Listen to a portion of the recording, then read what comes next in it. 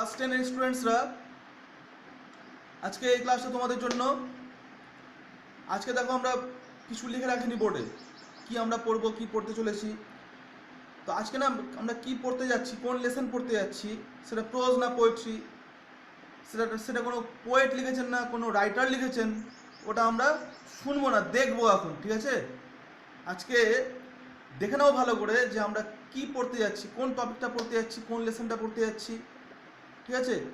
আর সেই লেসনটা প্রোজ না পোয়েট্রি, কে লিখেছেন ভালো করে দেখবে কিন্তু, ঠিক আছে? তো দেখে নাও ভালো করে আমরা আজকে কী পড়তে যাচ্ছি আর সেটা কে লিখেছেন।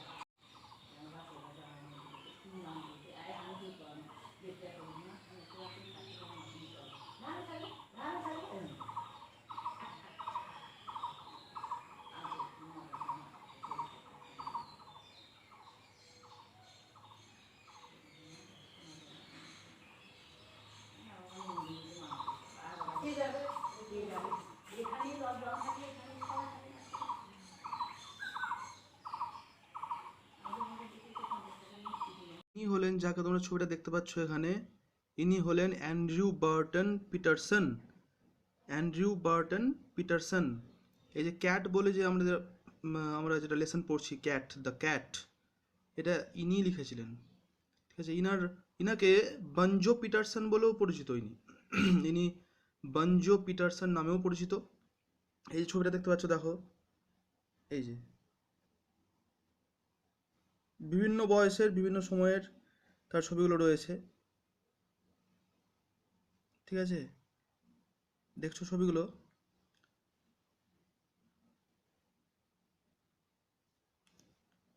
প্রত্যেকেই, এই ছবিগুলো প্রত্যেকটা ছবি একজনেরই।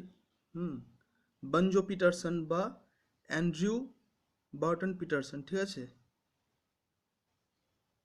তা তোমরা দেখলে যিনি লেখক তিনি কেমন দেখতে ছিলেন। এই যে আমরা এখানে তার সমস্ত ছবিগুলো পাচ্ছি। দেখলে আমরা কোন টপিকটা নিয়েছি পড়ার জন্য, বুঝতে পেরে গেছো এতক্ষণে টপিকটার নাম কি আর কে এই টপিকের রাইটার, আমরা বুঝতে পেরে গেছি না? ঠিক আছে, লেসন 7 বের করো, ক্লাস 10 স্টুডেন্ট, লেসন 7 বের করো। আমাদের আজকের টপিকের নাম হবে দ্য ক্যাট। দ্য ক্যাট লিখেছেন কে? Andrew Barton Paterson. Andrew Barton Paterson, আমি একটু আগে তো বললাম, তোমরা দেখেছো। আর পেজ নাম্বার খুলবে 53, পেজ নাম্বার 53, টেক্সট বুকের পেজ নাম্বার 53 খোলো, ঠিক আছে? এবার ইন্ট্রোডাকশনটা দেখো ভালো করে, আমাদের বোর্ড যে ইন্ট্রোডাকশনটা দিয়েছি স্কাই ব্লু কালারের, ইন্ট্রোডাকশনটা ভালো করে পড়ো আমার সঙ্গে। The text and the author. Andrew Barton Paterson 1864, তার জন্ম ছিল 1864-এ আর মারা গিয়েছিলেন 1941-এ। 1941-এ তিনি মারা গেছিলেন। Was an Australian poet. তিনি ছিলেন অস্ট্রেলিয়ান একজন কবি, জার্নালিস্ট, তিনি সাংবাদিক ছিলেন, অস্ট্রেলিয়ান কবি, সাংবাদিক, and author who wrote extensively on Australian life. প্রচুর লেখা লিখেছেন তিনি অস্ট্রেলীয় জীবন নিয়ে, জীবনযাত্রা নিয়ে, অস্ট্রেলিয়ার অধিবাসীদের নিয়ে, পশু পাখি নিয়ে, ওখানকার সমস্ত প্রাণ নিয়ে অনেক কিছু লেখা লিখেছেন, ঠিক আছে? His notable works include Waltzing, Matilda and the man from the Snowy River. এই দুটো তার লেখা খুব বিখ্যাত, Waltzing, Matilda and the man from Snowy River, এই দুটো লেখা তার খুব ইম্পর্টেন্ট, ঠিক আছে?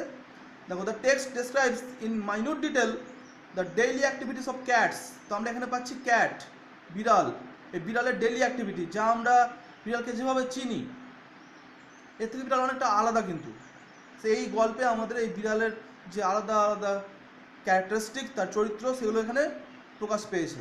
The humorous narrative takes us into the world of cats. আর খুব হাস্যরসাত্মকভাবে লিখেছেন উনি, যার মধ্যে আমাদের হাসি পাবে। লেখাটার মধ্যে খুব একটা সিরিয়াসনেস নাই, কিন্তু হাসি পাবে। কার্টুনে যেরকম দেখি আমরা, নানা রকম কার্টুনে ক্যাটের অনেক রকম খেলা দেখি, তাই না? Narrative takes us into the world of cats and indicates us that they may not be the gentle and timid creatures that we take them for. আমরা তো ভেবে নিই যে বিড়াল কত কোমল, কত ভীতু, কত নরম, কত শান্ত চরিত্রের একটা প্রাণী না, কিন্তু আসলে কিন্তু তা নয়। বিড়ালের মধ্যে অনেক কিন্তু আলাদা আলাদা জিনিস আছে, ঠিক আছে, অনেক আলাদা ক্যারেক্টার আছে, সব পশুদের মধ্যেই হয়। আমরা অনেক কিছু দেখতে পাই না, আমরা যদি ওটাকে স্টাডি করি ভালো করে, দিন রাত ভালো করে স্টাডি করি, মাসের পর মাসে স্টাডি করি, তাহলে অনেক কিন্তু জিনিস ওটা পাবো, অনেক আলাদা আলাদা গুণ তার পাবো বা বৈশিষ্ট্য পাবো। এবার দেখো আমরা টেক্সট পড়া শুরু করছি, ইউনিট 1। আজকের ক্লাস ইউনিট 1 শেষ করব, ইউনিট 1, ইউনিট 2, ইউনিট 3 করে ক্লাসগুলো হবে। ইউনিট 1টা ভালো করে শেষ করে দাও। Most people think that the cat is an unintelligent animal. দেখো বেশিরভাগই মানুষ ভাবে যে ক্যাটের মনে হয় বুদ্ধি নেই, মনে হয় বিড়ালের তেমন মনে হয় বুদ্ধি নেই। যতটা আমরা ভাবি কুকুরের বুদ্ধি আছে, যতটা ভাবে আমরা হাতির বুদ্ধি আছে, বিড়ালের অতটা বুদ্ধি নেই, খায় দায় ঘুমায় আরাম করে ব্যাস। দেখো লেখা আছে animals food and fond of ease and caring little for anything but mice and milk. অনেকে ভাবে হয়তো ওই যে দুধ পছন্দ করে, মাছ পছন্দ করে, ব্যাস বিড়ালের হয়ে গেল। আর একটু আরামদায়ক জায়গা পছন্দ করে, ব্যাস বিড়ালের আর কী ভূমিকা আছে, বিড়ালের আর কী বা ক্যারেক্টার আছে, কী গুণ আছে বিড়ালের। আমরা সাধারণত বিড়ালকে এভাবেই ভাবি, তাই না? But a cat has really more character than most human beings. কিন্তু ক্যাটের আরও অনেক রকমের চরিত্র আছে, অন্যান্য হিউম্যান বিংসের থেকেও বেশি, মানে মানুষের থেকেও বেশি আলাদা তার চরিত্র আছে, তার চারিত্রিক বৈশিষ্ট্য কিছু আছে, বা ক্যাটের অনেক রকমের অনেক গুণাগুণ আছে, অনেক রকমভাবে ক্যাটকে আমরা পাই। And gets a great deal more satisfaction out of life. আর এই ক্যাট তার জীবন থেকে অনেক কিছু মজা কিন্তু করে নেয়, হয়তো আমরা চোখে দেখতে পাই না, কিন্তু জীবনে চুটিয়ে ক্যাট আনন্দ মজা করে নেয়, নানা রকম স্যাটিসফ্যাকশন, তার যে তৃপ্তি পরিতৃপ্তি ক্যাট কিন্তু নিজের জীবন থেকে ওটা পেয়ে যায়। তাহলে ফার্স্ট প্যারাগ্রাফ শেষ হলো আমাদের। সেকেন্ড প্যারাগ্রাফে আসো, ভালো করে দেখো। হি অর সি মানে ছেলে বিড়াল বা মেয়ে বিড়াল, he or she is an athlete. কী বলছে? Is an athlete. অ্যাথলিট মানে আমরা দৌড়বিদকে বুঝি, যারা দৌড়াই ভালো, যারা খেলাধুলায় ভালো, মোটা কথা যারা খেলাধুলায় ভালো, নানা রকম স্কিল জানে, অনেক স্কিল আছে খেলাধুলায়, ঠিক আছে, লাফাতে পারে, সুইমিং করতে পারে, হ্যাঁ, জাম্প করতে পারে, লাফানোটাই জাম্প। তারপরে ধরো কি জিমনাস্টিক খেলাগুলো যেগুলো হয় ওই খেলাগুলো করতে পারে। তো ক্যাটের মধ্যে এই গুণগুলো আছে। He or she is an athlete an acrobat. এই যে অ্যাক্রোব্যাট বললাম, যারা জিমনাস্টিক খেলাগুলো খেলে না, হাত পা মুচড়ে মুচড়ে খেলে, নানা রকম ব্যায়াম দেখায়, অলিম্পিক্স গেমে আমরা এগুলো দেখি। তো ক্যাটের মধ্যে এরকম কোয়ালিটি কিন্তু আছে, ক্যাটের মধ্যে এরকম কোয়ালিটি আছে। And a grim fighter. আর ক্যাট হলো একদম গ্রিম ফাইটার, দারুণ যোদ্ধা। ও হয়তো হাতির সঙ্গে যুদ্ধ করে না, বাঘের সঙ্গে যুদ্ধ করে না, মানুষের সঙ্গে যুদ্ধ করে না, কিন্তু ক্যাটের সঙ্গে বিড়ালের সঙ্গে যে যুদ্ধ করে ভয়ঙ্কর, আমরা ভয়ঙ্কর চিৎকার শুনি, মানুষ আমরা অবাক হয়ে যায়, কে আওয়াজ করছে, কে আওয়াজ করছে। এই ক্যাটের এরকম তীব্র আওয়াজ ক্যাটের প্রতি হয়। তো গ্রিম ফাইটার, ঠিক আছে। ক্যাটের কাছ থেকে এই যে আমাদের মার্শাল আর্টস, জুডো, ক্যারাটা, কুংফু, এগুলো থেকে না পশুর থেকে অনেক কিছু আমরা টেকনিকগুলো নিয়েছি, ক্যাটের থেকেও আমরা টেকনিক নিয়েছি। এগুলো ক্যাটস ক্ল, এরকম এরকম করে ক্যারাটার মধ্যে একটা ব্যাপার আছে, একটা আর্ট আছে, এরকম এরকম করে নুচার একটা ব্যাপার আছে ক্যারাটার মধ্যে। তো এই যে দেখো কিভাবে বিড়াল অ্যাক্রোব্যাট আর গ্রিম ফাইটার, এটা আমি তোমাদেরকে এখন দেখাচ্ছি, ভালো করে দেখবে। কিন্তু আমি কতগুলো বিড়ালের ছবি দেখাবো যেখানে বিড়াল নানা রকম পোজ নিচ্ছে মারপিট করার জন্য, একটা ভিডিও আসবে তোমাদের সামনে, সেখানে বিড়াল মারপিট করছে। আর ঠিক বিড়ালের যে মারপিটের অ্যাকশনটা, এটা মানুষ অ্যাডপ্ট করে কিভাবে ফাইটিং করে, কিভাবে জুডোতে বা কুংফুতে ক্যাটস ক্ল প্যাটার্নটা আছে, এটাও আমি দেখাচ্ছি। তো তোমরা আগে ওটা ভালো করে দেখে নাও, দেখে নিয়ে আমরা বাকি টেক্সটে ফিরছি, ঠিক আছে? ভালো করে দেখো এবার। কতগুলো ছবিতে ক্যাট কিভাবে লড়াই করছে দেখছো? এই যে এই দেখো ক্যাটের লড়াইয়ের স্কিল দেখো, ওই দেখো এই ছবিটাতে দেখো ক্যাট কতটা গ্রিম ফাইটার এখানে বোঝা যাচ্ছে। আবার এই ছবিটাতে দেখো ভালো করে, এই যে দেখো কীভাবে জাম্প করে এরা মারপিট করে, লড়াই করে, ঠিক আছে। আর একটা ছবি দেখাচ্ছি দেখো, ঠিক এই জায়গাটা দেখো ভালো করে, এই যে কীভাবে জাম্প করছে দেখো। তো আমরা দেখতে পাচ্ছি, বুঝতে পারছি এখান থেকে যে এই দেখো লেখা আছে photos of cats doing martial arts, ঠিক আছে। দেখো এরকমভাবে ক্যাট, এই যে দেখো এরকমভাবে ক্যাট একটা গ্রিম ফাইটার রূপে নিজেদের মধ্যে লড়াইও করে, মারপিটও করে, ঠিক আছে।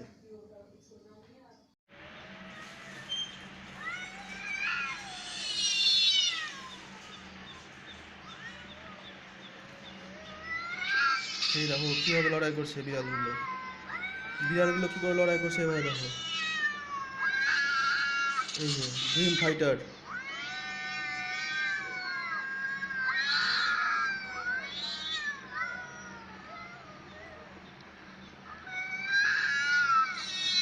কীভাবে লড়াই করছে,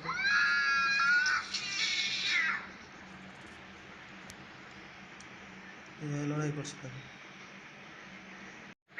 এই দেখো ক্যাটস ক্ল ইউজ করে কীভাবে এরা মারপিট করছে, এটা বলে ক্যাটস ক্ল ফাইটিং। ক্যাটস ক্ল ফাইটিং ভালো করে দেখে নাও, বিড়ালের থেকে ইন্সপায়ার হয়ে কুংফুতে এটা ক্যাটস ক্ল ফাইটিং। এই দেখো ক্যাটস ক্ল ফাইটিং বলে এটাকে।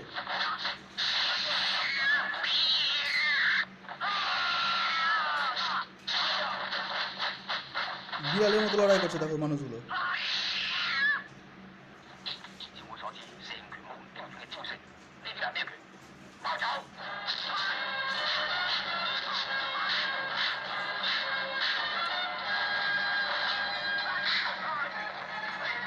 এটা বলে ক্যাটস ক্ল ফাইটিং।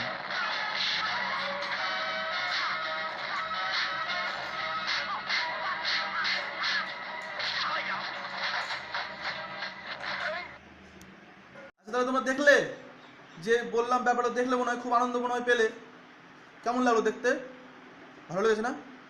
তো এবার দেখো বাকিটা দেখো এবার, বাকি বাকি আমাদের পড়াটাতে কি আসে, এই যে প্যারাগ্রাফটাতে আর কি কি কথাগুলো লেখা আছে ক্যাটকে নিয়ে। All day long the cat loves about the house. সারাদিন তোমরা তোমাদের বাড়ির ক্যাটের কথা ভেবে দেখো না, বাড়িতে অনেকেরই ক্যাট তো আছে, সারাদিন বাড়িতে কি করে, লাফিয়ে বেড়ায় না, এখানে ওখানে ঘুরে বেড়ায়, ঠিক আছে। Cat loves about the house, takes things easy and allows himself to be pestered by the attention of the people of the house. আর এমনভাবে জিনিসগুলো করে যে মানুষের যাতে নজর পড়ে, মানুষের যাতে দৃষ্টি পড়ে, মানুষের যাতে আকর্ষণ পড়ে ক্যাটটার উপরে। ক্যাট তো এরকম অনেক অনেক কিছুই করে যে আমরা ক্যাটকে আমরা অনেক সময় মানে ভাগিয়ে দিই, দূরে করে দিই, ঠেলে দিই, ঠিক আছে। মানুষের সময় এমনি করে দেখবে ক্যাট, আবার চলে আসবে, আবার আসবে, এরকম এরকম করে। ভালো করে তোমরা ফলো করে দেখো, এটা পড়ার কিছু নয়, জাস্ট দেখার আছে, আমি জন্য দেখাচ্ছি, হালকা করে পড়ে। এখানে বই থেকে পড়ে কি শিখবে, বইয়ে তো অল্পটুকু দেওয়া আছে, আমরা তো যদি ভালো করে ক্যাটকে পর্যবেক্ষণ করি তাহলে আমাদের প্যাসেজটা পড়া হয়ে যাবে, তাই না? সেই জন্য আমি কথাগুলো বলছি। To pass the time away he sometimes watches a mouse hole. Time pass করার জন্য করে কি, টাইম পাস করার জন্য ক্যাট করে কি, ওই যেখানে ইঁদুরের গর্ত আছে ঘন্টার পর ঘন্টা থেকে যায় হবে তাকিয়ে, ওয়েট করে ইঁদুর বেরোবে আর কখনো খামচে ধরবে, ঘন্টার পর ঘন্টা করে। কেন করে? তাহলে লেখা আছে to pass the time away, to pass the time away he sometimes watches the mouse hole for an hour or two. 1 ঘন্টা বা 2 ঘন্টা ধরেও কিন্তু ওয়েট করে, তাই না? Just to keep himself from dying of boredom. মানে এই যে বোরডম, বোরডম মানে হচ্ছে মানে একঘেয়েমি থেকে নিজেকে দূরে করার জন্য, কোনো কাজ তো নাই, খায় দায় ঘুমায়, কী করে, তো কিছু তো করতে হবে তো না। ওই দেখাচ্ছে মনে হচ্ছে কত কাজ করছো, বিড়ালে কত কাজ, ওই ইঁদুরে গর্তের সামনে বসে থাকবে তাকিয়ে 1 ঘন্টা 2 ঘন্টা, হ্যাঁ, জানো হচ্ছে নিজের একঘেয়েমি দূর করছে।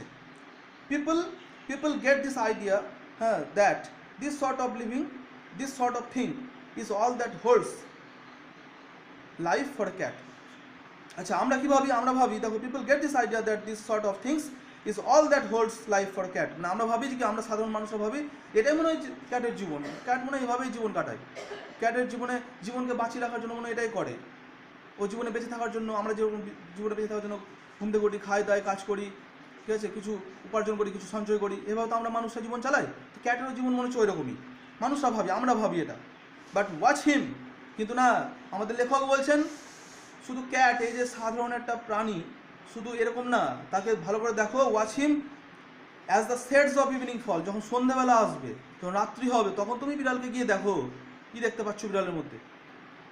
তার মানে হচ্ছে এখানে আমরা চোখের সামনে যাকে দেখি, মানুষের মধ্যে এরকম কিন্তু ক্যারেক্টারিস্টিক আছে। একটা মানুষকে সামনে থেকে আমরা যা যা দেখে বুঝতে পারি, তার ভিতরে অনেক কিছু অন্য জিনিস থাকতেই পারে, ঠিক আছে। ওই জন্য কবি এখানে বুঝাচ্ছেন সামনে থেকে দেখে যাকে যেরকম মনে হয় সে নাও হতে পারে ওরকম, তার পিছনে অনেক কিছু থাকতে পারে, অনেক আলাদা আলাদা কিছু চারিত্রিক বৈশিষ্ট্য থাকতেই পারে, যেটা আমরা হয়তো নজরে পড়িনি। ভালো করে অবজার্ভ করতে গেলে, কন্টিনিউয়াসলি অবজার্ভ করতে গেলে পর্যবেক্ষণ করতে গেলে দিনের পর দিন মাসের পর মাস যেটা বললাম আমি, তাহলে অনেক কিছু দেখা যায়। তো লেখক বলছেন রাত্রেবেলা তাহলে দেখো, রাত্রেবেলা বিড়ালকে গিয়ে দেখো বিড়ালের মধ্যে কত রকম তুমি ডাইভার্স কোয়ালিটি দেখতে পাবে দিনের বেলার তুলনায়, ঠিক আছে।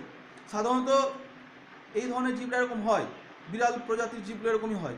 বাঘ সিংহরা দিনের বেলা গাছের ডালে ঝুলে থাকবে, ঘাসে শুয়ে থাকবে, দেখে মনে হবে খুব মাইল্ড, খুব কাম অ্যান্ড কুল একটা প্রাণী, কিন্তু রাতে ওরা হিংস্র হয়ে ওঠে, ওদের হিংস্রতা দেখা যায় রাত্রেবেলা, ঠিক আছে। কারণ এখানে মানুষেরও ব্যাপার বলা হয়েছে, মানুষ সাধারণত চোখের সামনে নিরীহ নিজেকে দেখায়। আমরা একে অপরের সামনে যখন আসি তখন আমরা কি শান্ত, নিরীহ, খুব ভদ্র, কিন্তু আমরা যখন পিঠ পিছে অনেক কিছু কিন্তু মানে এইরকম ক্যাটের মতো আচরণটা করে থাকি। লেখকের বলার উদ্দেশ্যটা কিন্তু এখানে শুধু ক্যাটকে না, ক্যাটকে দেখাবার জন্য তিনি বলেননি, যাতে ক্যাটকে দেখে আমরাও আমাদের চারিত্রিক বৈশিষ্ট্যগুলো ধরতে পারি, চিনতে পারি, অন্যজনকে দেখে বুঝতে পারি যে তার মুখে এক আর মনে আর এক, এরকম কি। এই জিনিসটা দেখার জন্য, জানার জন্য কবি ক্যাটকে দিয়ে ইন্ডিকেট করছেন আর কি। দেখো, but watch him as the shades of evening fall, যখন সন্ধে পড়বে তখন তাকে ক্যাটকে গিয়ে দেখো, তাহলে বুঝতে পারবে ক্যাটের আসল চরিত্রটা কি। You can see the cat as he really is, তাহলে তখন বুঝতে পারবে যে ক্যাটটা কেমন, অ্যাকচুয়ালি ক্যাট কেমন, ক্যাটের ব্যাপারে মানে বিড়ালের আসল চরিত্রটা কী, তখন রাত্রেবেলায় ধরা পড়বে। তার মানে আমরা যদি মানুষকে চোখের সামনে দেখি এবং চোখের সামনে বাইরেও যদি ফলো করি, তাহলে বুঝতে পারবো মানুষটার আসল ক্যারেক্টারটা কী, মানুষের চরিত্রটা কী। ঠিক যেমন ক্যাটের দিনের বেলা দেখে বোঝা যাবে না, ক্যাটকে রাতের অন্ধকারেও দেখতে হবে।